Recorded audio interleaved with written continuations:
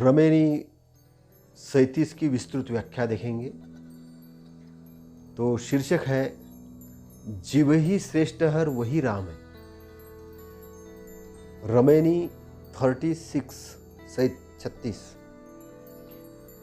ज्ञानी चतुर विचक्षण लोई, एक सयान सयान न होई, दूसरा सयान को मर्म न जाना, उत्पत्ति परलय रेनी बिहाना, बनिज एक सबन मिली ठाना, नेम धर्म संयम भगवाना, हरि अस ठाकुर तजियो न जाई, बालही बिहिस्त गाँव ही दुल्हाई साखी, ते नर कहाँ गए जिन दिन्ना गुरु घोटी, राम नाम निज जानी के छाड़ू देह वस्तु खोटी।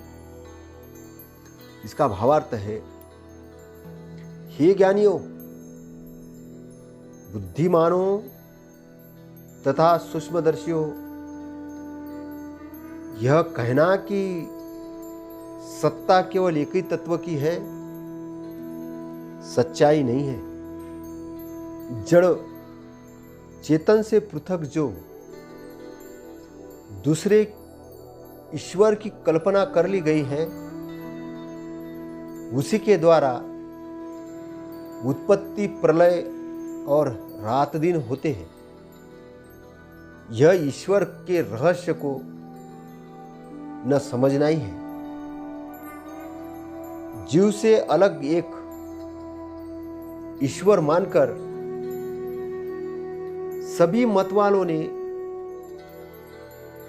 उनसे मिलने के लिए अपनी अपनी कल्पना के अनुसार नाना प्रकार के नियम, धर्म और संयम का व्यापार बना रखा है। ईश्वर तो ऐसा स्वामी बन बैठा है कि उसे सब त्यागा जाना अब कठिन जैसा होने लग गया है। भक्त लोग अबोधी बालक बनकर और ईश्वर को एक दुल्हा के रूप में स्वर्ग में मानकर उससे मिलने के लिए गीत गाते रहते हैं। इस रमेनी में सदगुरु साहेब मुख्य दो सिद्धांतों की आलोचना करते हैं। अद्वैत ब्रह्मवाद की और ईश्वर की। ईश्वर की कैसे? ईश्वरवाद की, जिसने ईश्वर की निर्मिति की है। इसको समझने के लिए वे ज्ञानियों, बुद्धिमानों तथा सूक्ष्मदर्शियों को निमंत्रित करते हैं। ऐसे लोग ही धैर्यपूर्वक ऐसे तत्व चिंतन के विषय को समझ सकते हैं जो भक्ति भावना में विहल भावुक है। उन्हें इस विषय को समझना कठिन है। सद्गुरु पहली बात उठाते हैं, एक सयान सयान न हुई, अर्थात एक तत्व सत्य नहीं हो सकता। कुछ लोगों की धारणा है कि संसार में केवल एक ही तत्व की सत्ता है जो अखंड, अजर, अमर और सर्वत्र व्याप्त है। उसको ब्रह्म नाम दिया गया है। दूसरा नाम भी रखा जा सकता है, चाहे जो नाम रखे, परंतु यह बात सत्य नहीं हो सकती, क्योंकि एक अखंड व्याप्त सत्ता में क्रिया, संचालन, स्फूर्ण, परिवर्तन, विकार, गति, निर्माण कुछ नहीं हो सकता। देखा जाता है कि प्रत्यक्ष संसार इन्हीं सबका समुच्चय है। गति और क्रिया ही संसार का स्वरूप है। क्रिया न होती तो संसार नहीं होता। संसार जो बना है कार्य कारण के सिद्धांत पर बना है, काज और इफेक्ट के लॉ के सिद्धांत पर बना है। क्रिया की प्रतिक्रिया होती है और कि ये संसार इस प्रकार चलता है। और यह एक प्रत्यक्ष अनुभव का विषय है कि जड़ और चेतन पृथक पृथक है। जड़ अलग है, चेतन अलग है, और दोनों अलग अलग है। जड़ के अनेक तत्व हैं और चेतन भी एक दूसरे से भिन्न और असंख्य है। देहधारी चेतन वासनावश गतिशील है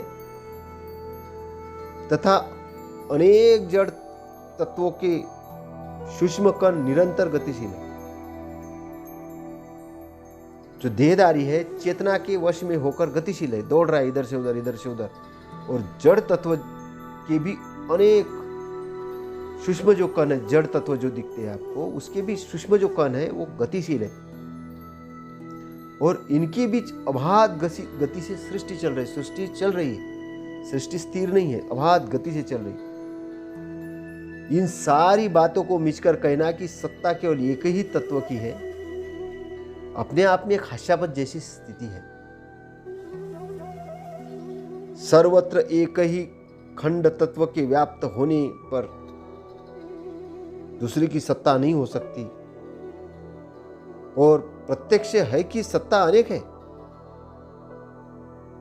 गति, सृष्टि, जन्म, मरण, कहना, सुनना, बंध, मोक्ष एक ही तत्व के कैसे संभव है? जो अनेक जड़ तत्व तथा असंख्य चेतन जीव अनुभूत सत्य है, उनके ऊपर कोई दूसरा कर्ता धर्ता मानना, सद्गुरु कहते हैं, यह भी सत्य नहीं है। जड़ और चेतन दोनों अपने अपने में मूल तत्व है, और मूल का मूल न होने से अमूल होता है। जड़ और चेतन दोनों मूल होने से उसका कोई रचयिता नहीं है। इस प्रकार जड़ चेतन मूल तथा अनादि है, उन्हें कोई रास्ता नहीं है, और उनके गुण धर्मों से ही सृष्टि चल रही है।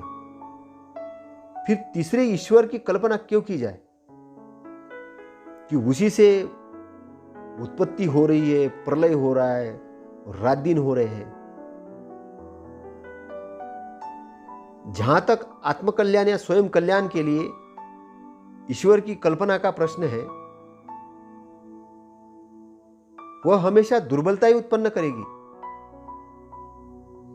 और जहां दुर्बलता होती है वहां हम ईश्वर की कल्पना खड़ी कर लेते हैं, और हम भौतिक तथा आध्यात्मिक लाभ के लिए उसके सामने रोते हैं, गिड़गिड़ाने की आदत बना लेते हैं, और कहीं पुरुषार्थी अपने आप को आलस में डाल देते हैं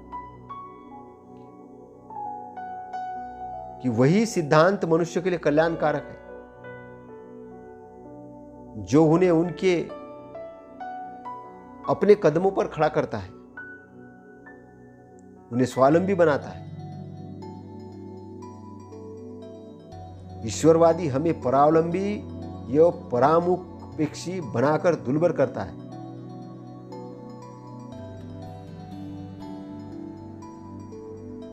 तो स्वयं के बल के ऊपर जो खड़ा होता है वो तो एक सशक्त बन के खड़ा होगा, लेकिन ईश्वर के नाम पे जो खड़ा होता है वो परावलंबी और परामुखी है। उसको लगता है कि जो कुछ कर रहा है ईश्वर कर रहा है, उसका कुछ आते ही नहीं, उसको तो सोचना समझना नहीं, बस जो कुछ करेगा ईश्वर करेगा। तो अपनी हर गलती ईश्वर पर टालता रहता, अपने आप को जिम्मेदार नहीं बनाता। फिर उसको अपने आप को डिसिप्लिन बनाने की जरूरत नहीं, अनुशासित बनाने की जरूरत नहीं है, क्योंकि करने वाला सारा ईश्वर है। फिर ये कुछ भी कर सकता है, और कुछ भी करने के बाद बोलेगा वो ईश्वर ने कर दिया। तो नाना मत के गुरुओं ने अपना अपना एक एक भगवान खड़ा करके रखा है, और उसको खुश करने के लिए, नाना लाभ पाने के लिए नियम बना के रखे हैं। धर्म संयम नाम का एक व्यापार धंधा चल रहा है। बनिज एक सबन मिली ठाना, नेम धर्म संयम भगवान। इस पंक्ति में बनिष्ठ शब्द एक ध्यान देने लायक शब्द है।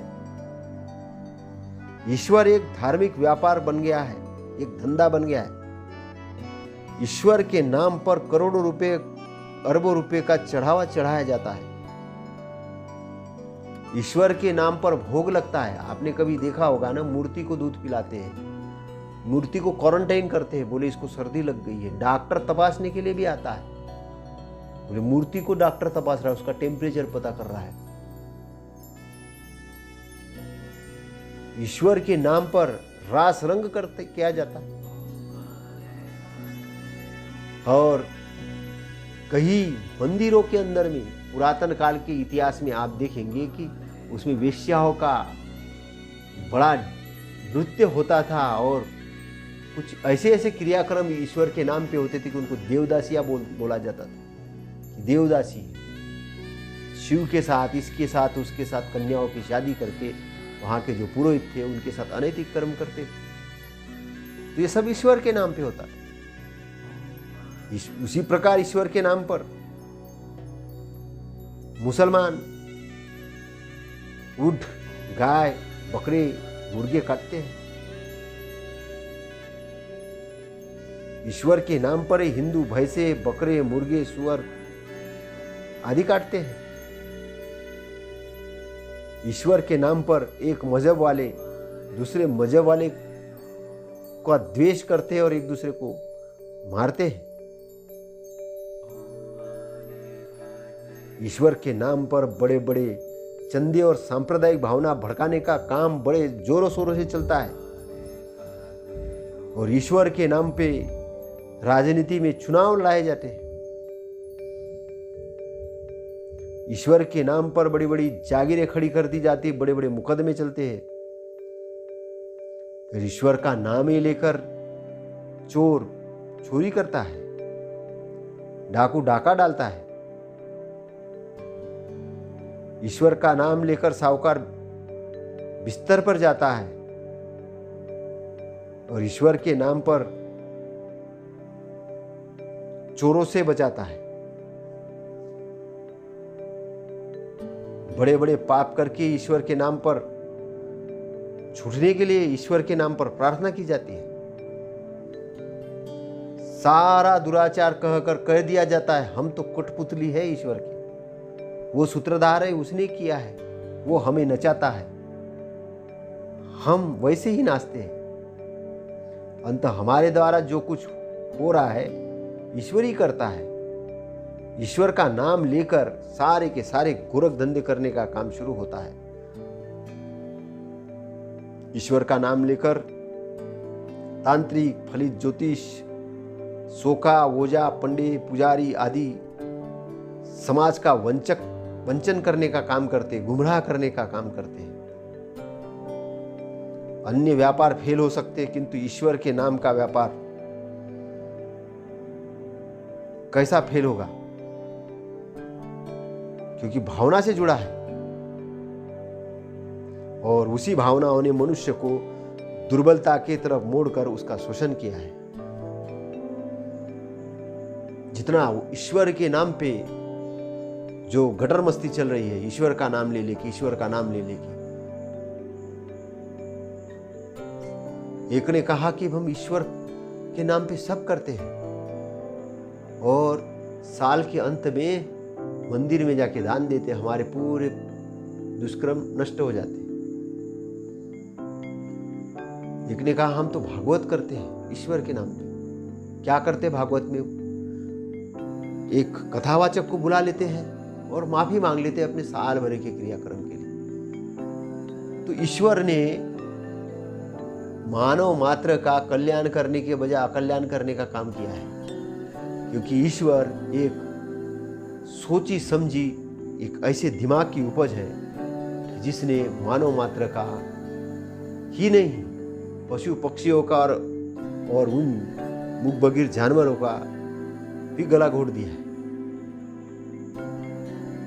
तो कबीर साहब कहते हैं हरि अस ठाकुर ताजियो न जाई, अर्थात हरि ऐसा ठाकुर हो गया, अर्थात ईश्वर ऐसा स्वामी बन बैठा कि मनुष्य द्वारा उसे त्यागा जाना कठिन हो गया। एक काल्पनिक बात को मन में प्रश्रय देते देते सत्य सा प्रतीत होने लग गया और उसके विरोध में बात करने वाला नास्तिक हो गया। मनुष्य को दुर्बल बनाने वाली धारणा आस्तिक बन बैठी है और उसे स्वावलंबी सबल बनाने वाला, तथ्यपूर्वक बात करने वाला नास्तिक कहा जाने लगा है। तो इंसान को जब स्वावलंबी बनाने की बात होती है, सबल बनाने की बात होती है, उसको अपने पैर पे खड़े होने की बात होती है, बोलती है नास्तिक है। आस्तिक कौन है? जो पत्थरों के सामने अपना सर पटकता है, पत्थरों से मांगता है, उसको बोलते हैं आस्तिक है। उसका बड़ा प्रचार प्रसार, क्योंकि वो दुकान चलाने वाला जो पुरोहित है, दुकान चलाने वाले जितने लोग हैं, वो उसको प्रशस्त स्थान देते, उसको बोलते ये बहुत अच्छा हमारा ग्राहक है, हर मंगलवार को आता है, शनिवार को आता है और दान देता है इस पेटी में, और हम जैसा बोलते वैसा करता है और प्रचार भी करता है। तब उस ग्राहक के लिए तो गलत नहीं बोल सकता हूँ, उसका भी धंधा उसी से चल रहा है। तो ईश्वर ने एक धंधा पैदा करने का काम किया है। बालही बहिस्त गावही दुल्हाई। सदगुरु कहते हैं लोग भक्ति के नाम पर बच्चे जैसा, बालक जैसा व्यवहार कर रहे हैं, भोले भाले बन गए हैं और कल्पना करने लग गए ऊपर सातवें आकाश या तपक पर स्वर्ग, वैकुंठ या भीस्त है, वहाँ भगवान और ईश्वर रहता है और वह हमारा दूल्हा है, हम उसकी दुल्हनियाँ हैं।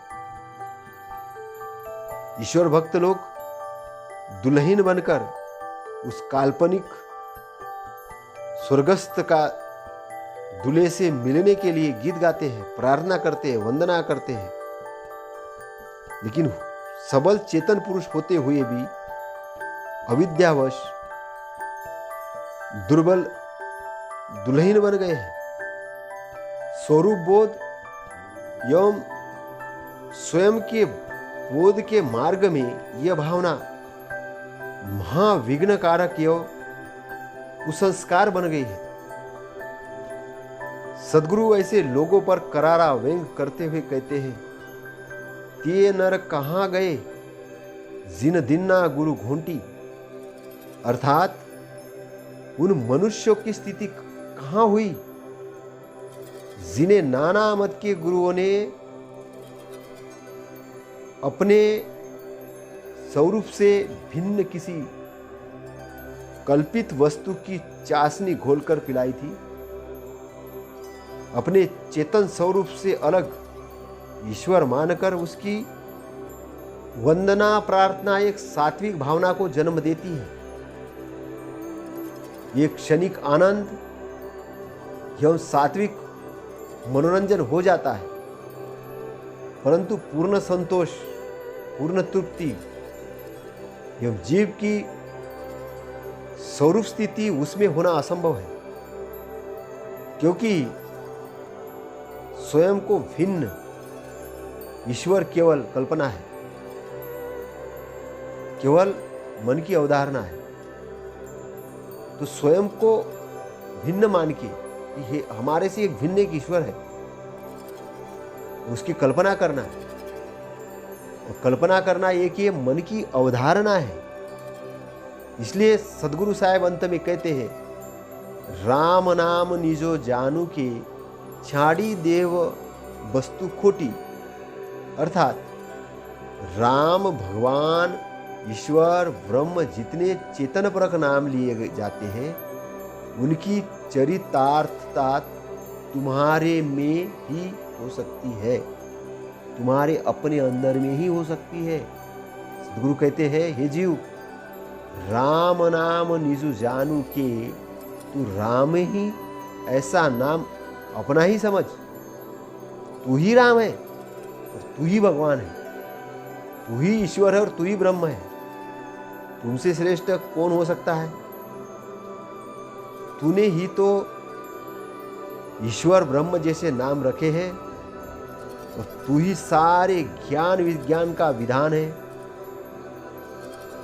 तू अपनी भूल से गीदड़ बना है, अन्यथा तू तो सिंह है। तू किसी की दुल्हन नहीं है, किंतु तू ही सबका दूल्हा है।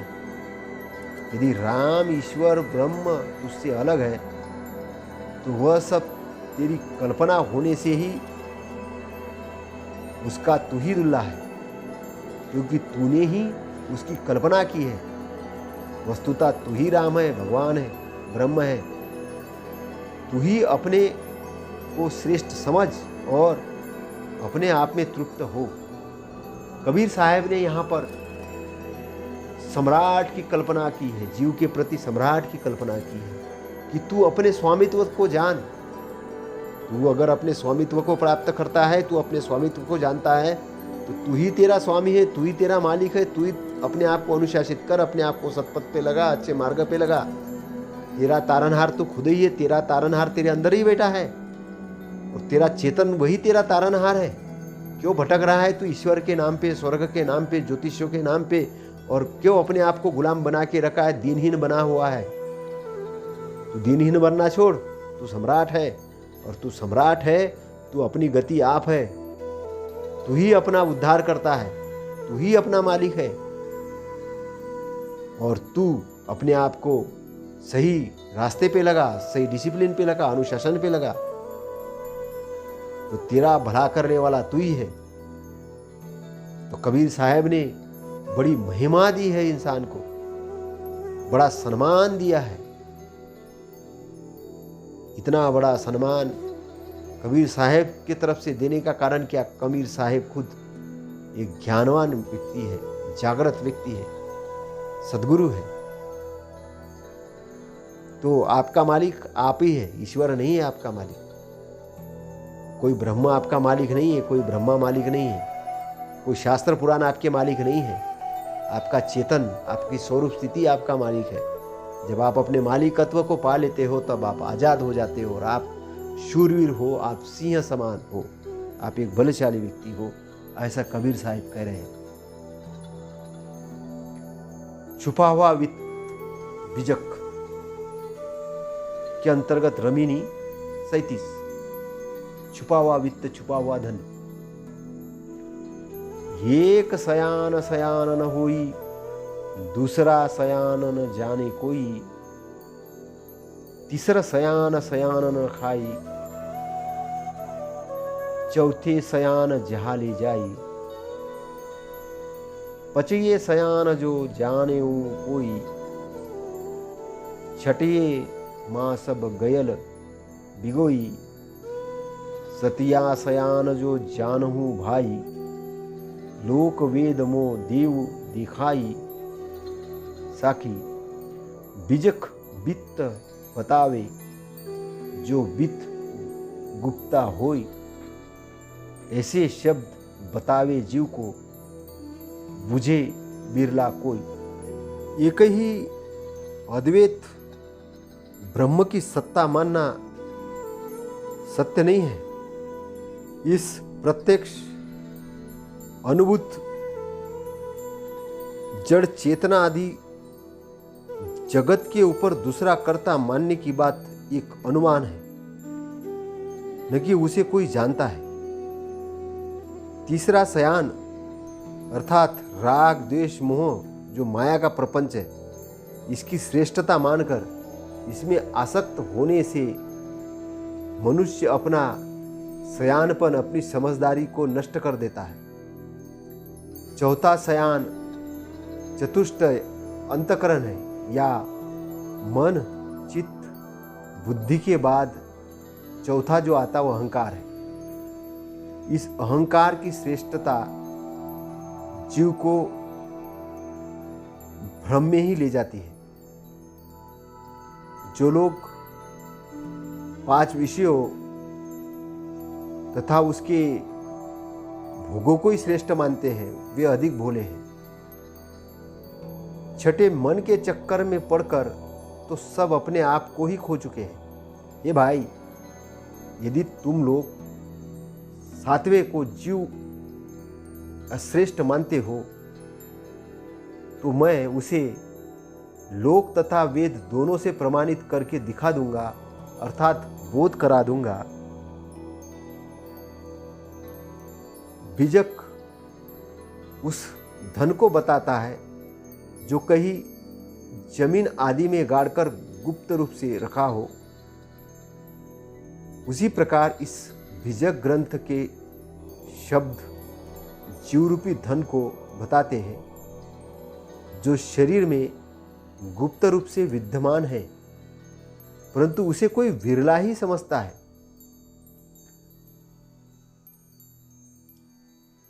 छत्तीसवीं रमेनी में हमने देखा था कि एक ही तत्व संसार में नहीं है और जड़ चेतन से ऊपर दूसरा कर्ता मानना उपयुक्त नहीं है,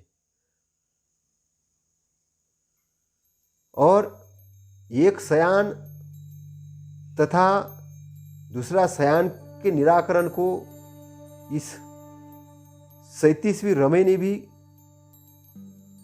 सद्गुरु ने पहले छठे शयान तक को निषेध करने को कहा है। आप एक से छठा तक कुछ भी अर्थ लगाए, परंतु इतना साफ है कि वे सब रहेंगे निषेध में ही। वाणी तो ऐसे मोम की नाक होती है कि चाहे जिस तरफ घुमा दो वो घूम जाती है। जहां सांकेतिक वर्णन हो वहां शब्दों के अर्थ घुमाने में काफी सरलता रहती है, परंतु किसी शब्द का अर्थ करने में उसके कर्ता का लक्ष्य तथा वर्तमान प्रकरण भी देखना चाहिए। कबीर साहब इस रमेनी में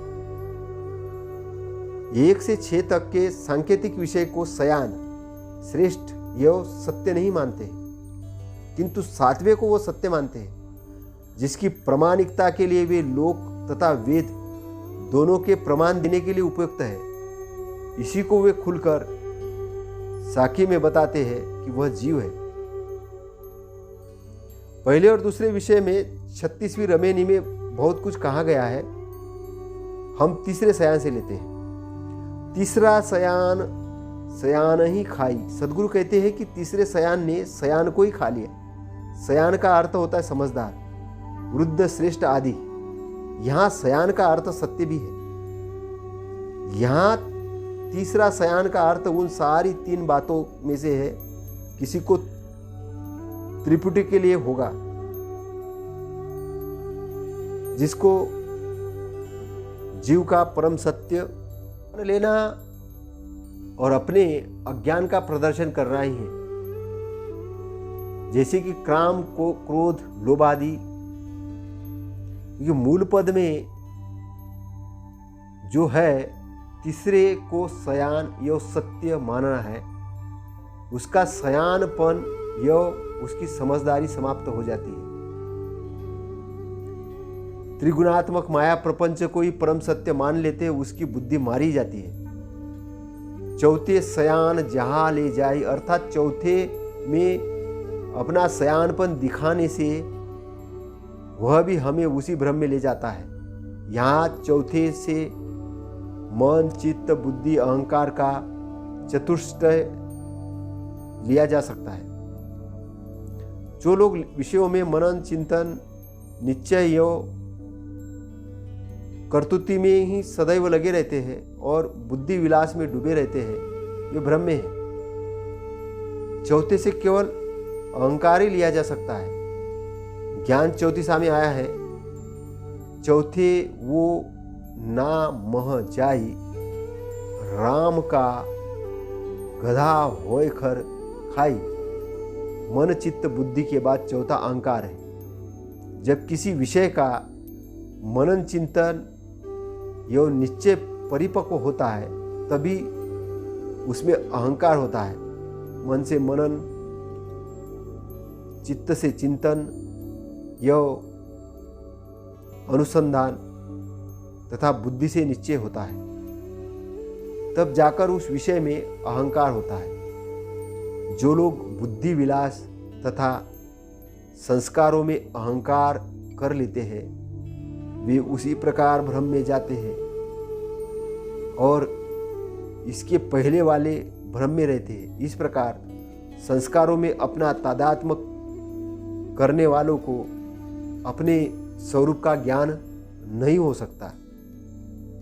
पांचवें सयान को जानेऊ कोई, जो लोग पांचवें या पांच को सत्य समझते हैं या उन्हीं में अपना सयान पर दिखाते हैं वे भी समझदारी की बात नहीं करते।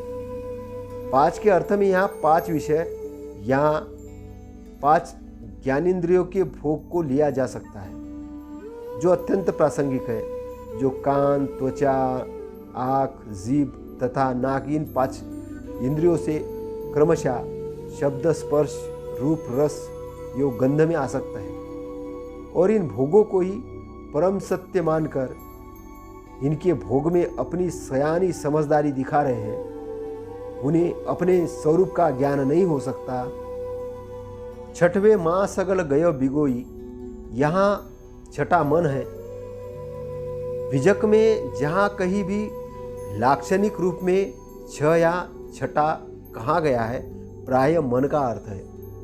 पांच ज्ञानेंद्रियों के ऊपर छठा मन है। पांच ज्ञानेंद्रियों द्वारा पांचों विषयों का ग्रहण होता है और विषयों के ग्रहण के बाद उनके संस्कार जहाँ रह जाते हैं वही मन है।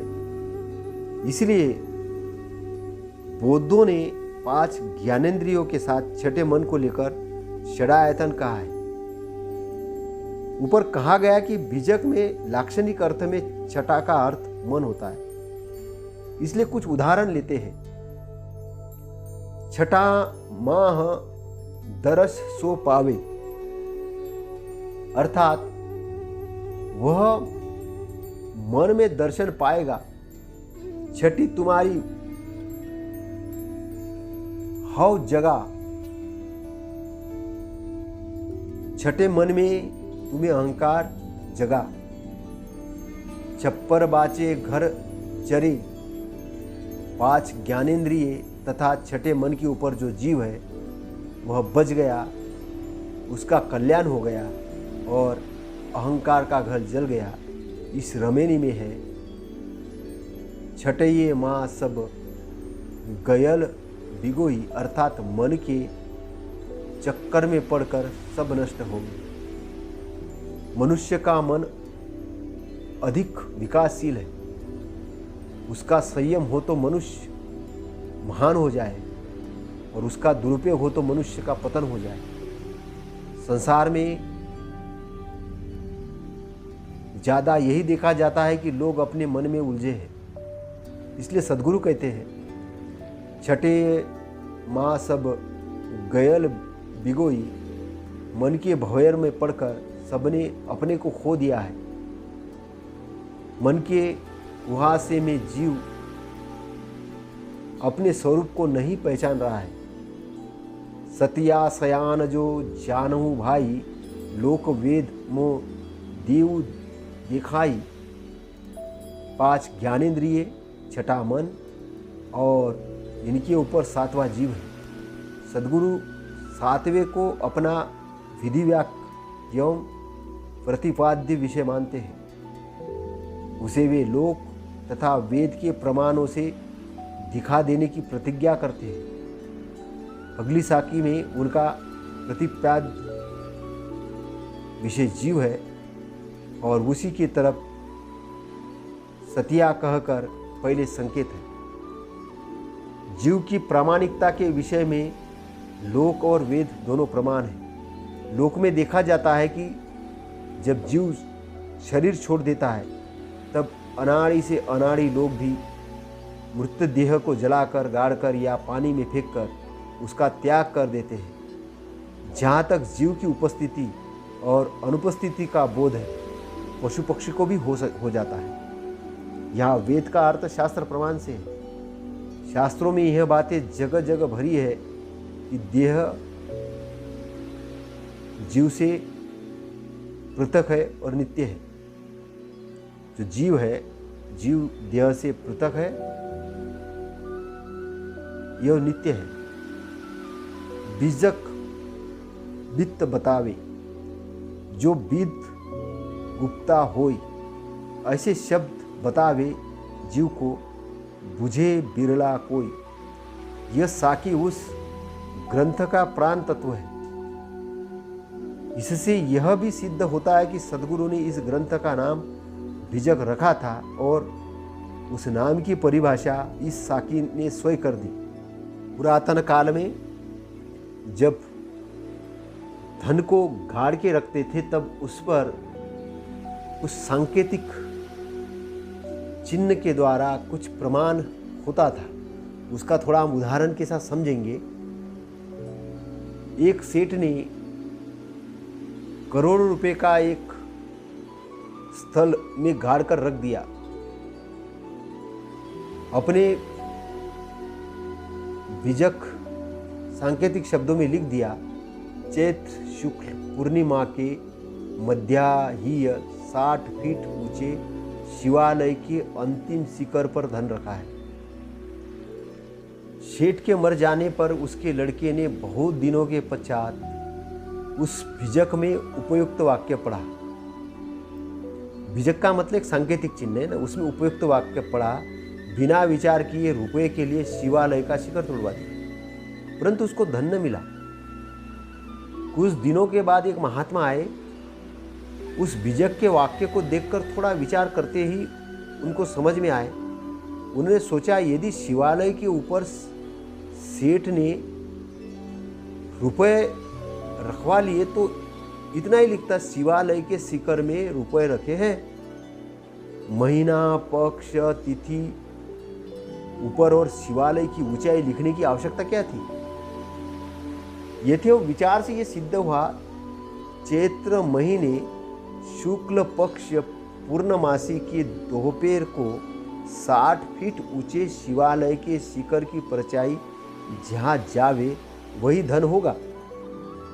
अतएव शिवालय का पुण्य 60 फीट ऊंचा शिखर बना दिया गया। उक्त महीने पक्ष तिथि आने पर दोपहर को शिवालय की जहां परछाई पड़ी उस जमीन को खुदवाया गया और धन मिल गया। जैसे बाहरी बीजक गड़े गुप्त धन को बताता है, वैसे ही सद्गुरु का कबीर का बीजक ग्रंथ शरीर के अंदर छिपे हुए रहस्यों का, जीव के स्वयं चेतन का और उसकी अच्छाई का परिचय करवाता है। ऐसे शब्द बतावे जीव को। जीव ही तो सारे ज्ञान, विज्ञान और सिद्धांतों का मूल है। इस साकी में बीजक का नामकरण करते समय सद्गुरु कबीर अपने मूल सिद्धांत का परिचय भी देते हैं। उनका मूल सिद्धांत जीव है और जीव ही मूल है। बीजक पाठ फल में कहा गया है, बीजक उसे कहते हैं जो धन का साक्षी दे, धन का संदेश बताए, स्वयं चेतना रूपी धन जिस जगह है। कबीर बीजक के वचनों का संकेत उसी ओर है। तो स्वयं के अंदर जो नित्य सत्ता है और मन माया कृत्य जो कुछ है वह नाशवान है। तो स्वयं के जो स्वयं चेतना है वो नित्य सत्ता है, वो तो नित्य है, लेकिन मन माया कृत्य जो कुछ है वह नाशवान है। बीजक की वाणियों को सद्गुरु मुख से पढ़कर इसकी परख करें। इस प्रकार इस रमेनी में तीसरे, चौथे, पांचवें तथा छठवें शयान में क्रमशः त्रिगुण, चतुष्टय, अंतकरण, पंच विषय या 5 ज्ञानेंद्रिय तथा मन माना गया है और यह बताया गया है कि ये श्रेष्ठ नहीं है। वस्तुतः इनके ऊपर श्रेष्ठ है वह जीव है जो 7वां है। पहले और दूसरे शयान में स्वयं से भिन्न ब्रह्म और ईश्वर लिया गया है वे श्रेष्ठ नहीं है। जो छठवीं रमेनी के अनुसार प्रकरण संगत है, परंतु उन्हें हटाकर उनकी जगह पर क्रमशः देह और माया लेकर इस रमेनी को इस तरह समझाया जा सकता है जैसे 1 देह, 2 माया, 3 त्रिगुण, 4 चतुष्टय अंतकरण, 5 विषय या 5 इंद्रिया, 6 मन से श्रेष्ठ जीव। इससे पहले के 6 तक सयाने या श्रेष्ठ नहीं है, किंतु 7वां जीव ही श्रेष्ठ है, क्योंकि पहले के 6 जड़ है और 7वां जीव चेतन है। तो चेतन ही मेन है, चेतन ही महत्वपूर्ण है, जो आपकी स्वयं सत्ता है। उस सत्ता तक पहुंचना, अपने गहराई तक पहुंचना, स्वयं चेतन में स्थिर होना और स्थिर होकर अपने आप को सही दिशा में ले जाना, अपने गुप्त धन को पाना और समझना। तो इसीलिए बीजक है, ताकि आप अपने गुप्त धन को समझ सके जो आपके अंदर गड़ा हुआ है। और जब परते दर परते खुलेगी और आपको अपने अंदर का गड़ा धन मिलेगा, वो बीजक के माध्यम से मिलेगा। तो ये सद्गुरु की जो वाणी है वो आपके अंदर जाकर आपको बंधनों से मुक्त करके सतपथ पे लाने के लिए है। तो अभी हमने रमेनी को देखा है, रमेनी 36 और 37 को देखा है, और आगे हम अन्य रमेनी को देखेंगे। तब तक के लिए आज्ञा, धन्यवाद।